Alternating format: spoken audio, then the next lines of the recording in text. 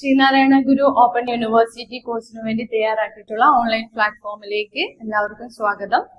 നിങ്ങൾ SNGO provide ചെയ്യുന്ന കോഴ്സുകളെ പറ്റിയിട്ട് നമുക്കൊന്ന് ജസ്റ്റ് ഒന്ന് ഡിസ്കസ് ചെയ്യാം. നിങ്ങൾ എല്ലാവരും SNGOന്റെ കോഴ്സുകളിലേക്ക് ജോയിൻ ചെയ്തിട്ടുണ്ട് അല്ലെ?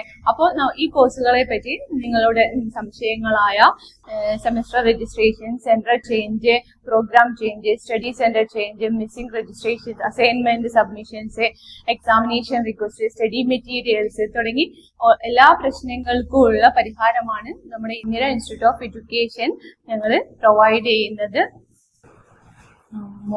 ഇതിൽ ഇനിയിപ്പോ നെക്സ്റ്റ് നമ്മളെ കോഴ്സുകളെ കുറിച്ച് നോക്കുകയാണെങ്കിൽ ഞങ്ങൾ ഫസ്റ്റ് BA എന്നുള്ളതിൽ BA ഇംഗ്ലീഷ് ഉണ്ട്, BA എക്കണോമിക്സ് ഉണ്ട്, സോഷ്യോളജി ഉണ്ട്, പൊളിറ്റിക്കൽ സയൻസ് ഉണ്ട്, ഹിസ്റ്ററി ഉണ്ട്, അറബിക്സ് ഉണ്ട്, BA മലയാളം അത് ഡിഗ്രി BA ലെവലിലാണ്. പിന്നെ BBA, BCom, BCA, പിന്നെ PG സെക്ഷൻ അതുപോലെ MBA, MCom, MA എന്നീ കോഴ്സുകളിലേക്കുള്ള ഓൺലൈൻ ക്ലാസ്സുകൾ.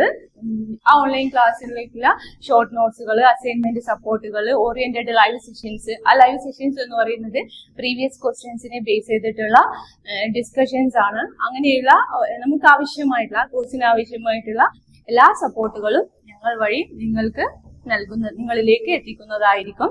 ഞങ്ങളുടെ സബ്ജക്ട് എക്സ്പേർട്ടുകൾ എന്ന് പറയുന്നത് നിങ്ങളുടെ കൂടെ എല്ലാ സമയവും നിങ്ങളുടെ ഏത് സംശയവും ഡൗട്ട് ക്ലിയർ ചെയ്യുന്നതിന് വേണ്ടിയിട്ട് നിങ്ങളുടെ കൂടെ ഉണ്ടായിരിക്കും. ഞാനിവിടെ ഫസ്റ്റ്ലി ഇൻട്രൊഡ്യൂസ് ചെയ്യുന്നത് BA ഇംഗ്ലീഷിനെ കുറിച്ചാണ്. BA ഇംഗ്ലീഷ് എന്നുള്ളതിൽ നമ്മുടെ ടോപ്പിക് അല്ലെങ്കിൽ സബ്ജക്റ്റിന്റെ പേരെന്ന് പറയുന്നത് കണ്ടംപററി ലിറ്ററേച്ചർ ആണ്. ലിറ്ററേച്ചർ ഇൻ കണ്ടംപററി വേൾഡ് എന്നുള്ളത് അതിൽ നമുക്ക് 6 ബ്ലോക്കുകളാണുള്ളത്. ആ 6 ബ്ലോക്കിൽ തന്നെ നമുക്ക് മാർക്ക് നേടേണ്ടത് 100 ആണ്. നമ്മുടെ ടോട്ടൽ മാർക്ക് എന്ന് പറയുന്നത് 70 തിയറീസിനും 30 അസൈൻമെന്റ് വൈസ് ആണ്. അതിൽ തന്നെ അസൈൻമെന്റ് എന്ന് പറയുന്നത് 2 അസൈൻമെന്റ് സബ്മിഷൻ ആണ് നമുക്കുള്ളത്. അതാണ് BA ഇംഗ്ലീഷിന്റെ പ്രൊസീജിയർ. ഓക്കെ, നമ്മളിപ്പോ ഇതിലേറ്റ ബ്ലോക്കിലേറ്റ ഫസ്റ്റ് ഒരു യൂണിറ്റ് ആണ് നമ്മുടെ മാസ്കുലർ വെർജിൻ എന്നുള്ള സാറാ ജോസഫിന്റെ ഒരു നല്ലൊരു സ്റ്റോറിയാണ്. സാറാ ജോസഫിന്റെ സ്റ്റോറി നമുക്ക് അറിയുന്നതാണ്.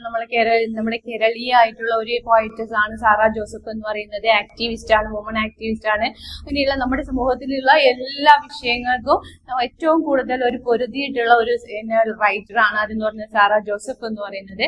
ആ മാസ്കുലർ വെർജിൻ എന്നുള്ളത് ഒരു സ്റ്റോറിയാണ്, നല്ലൊരു സ്റ്റോറീസ് ആണ്. ഒരു ഫാമിലി, ഒരു ക്രിസ്ത്യൻ ഫാമിലിയിൽ, കോട്ടയത്തുള്ള ഒരു ക്രിസ്ത്യൻ ഫാമിലിയിൽ നടക്കുന്ന സമകാലീനമായിട്ടുള്ള ഒരു വിഷയത്തെ കുറിച്ചിട്ടാണ്, അല്ലെങ്കിൽ അതിലുള്ള ഒരു കുടുംബത്തിൽ നടന്നിട്ടുള്ള ഒരു കഥയാണ് ഇതെന്ന് പറയുന്നത് മാസ്കുലർ വെർജിൻ എന്ന് പറയുന്നത്.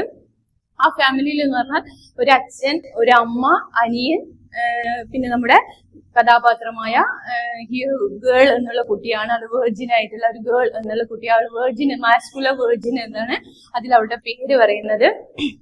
അപ്പോ ഇതിലെന്ന് പറയുന്നത് അച്ഛൻ എന്ന് പറയുന്നത് അന്നന്നത്തെ ജീവിതത്തിന്, അതായത് അവരുടെ വരുമാനം എന്ന് പറയുന്നത് അന്നന്ന് കൊണ്ട് നടക്കുക എന്നുള്ളതും അതില് ആ ഒരു വരുമാനം അവർ സമ്പാദ്യമായിട്ട് ശേഖരിക്കുകയും മകളെ വിവാഹം കഴിപ്പിച്ചയക്കുക എന്നുള്ള ഒരു ലക്ഷ്യത്തോട് കൂടിയിട്ട് അവരുടെ ആ വരുമാനത്തിൽ നിന്ന് പോലും അവരത് ബാങ്കിലൊക്കെ സേവ് ചെയ്ത് അങ്ങനെ ഒരു സന്തോഷപരമായിട്ടുള്ള ഒരു ഫാമിലിയിലാണ് ഇതെന്ന് പറയുന്നത് ഈ ക്രിസ്ത്യൻ ഫാമിലി എന്ന് പറയുന്നത്.